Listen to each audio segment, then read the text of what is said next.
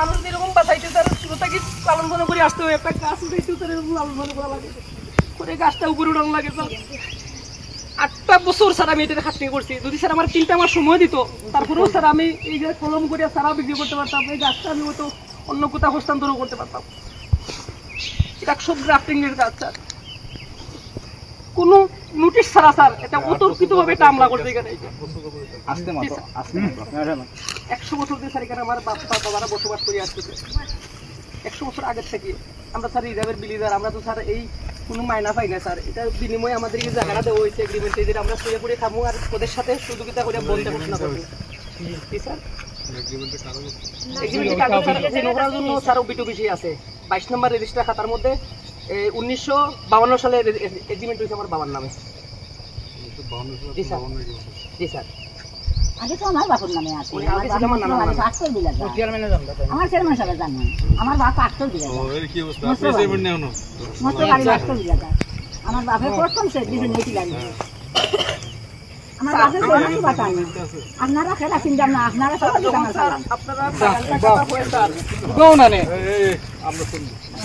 দেখি আগে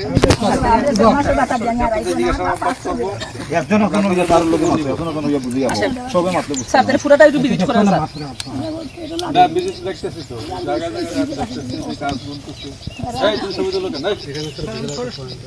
আপনারা একটু সরেন তো, ওই সাইডে সরেন, আপনারা সরেন, বাইরে অনেক লোক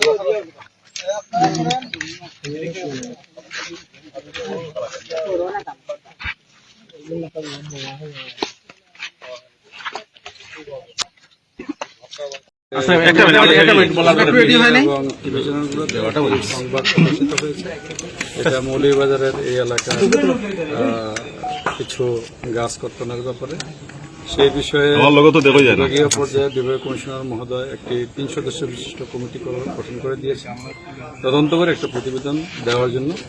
তারই অংশ হিসেবে আমরা আজকে এখানে এসেছি এবং এর সাথে সংশ্লিষ্ট যারা আছে সকলের আমরা বক্তব্য গ্রহণ করেছি, কাগজপত্র সংগ্রহ করেছি এবং এই গৃহীত বক্তব্য এবং তথ্যপত্র সমন্বয়ে একটা প্রতিবেদন তৈরি করে আমরা যথাসময়ে অতি শীঘ্রই আর কি সরকারের কাছে আমরা দাখিল করব। তারপরে সরকার এই বিষয়ে প্রধান ব্যবস্থা গ্রহণ করবে। কতদিনের মধ্যে পর্যবেক্ষণটা এরকম বলা যাবে।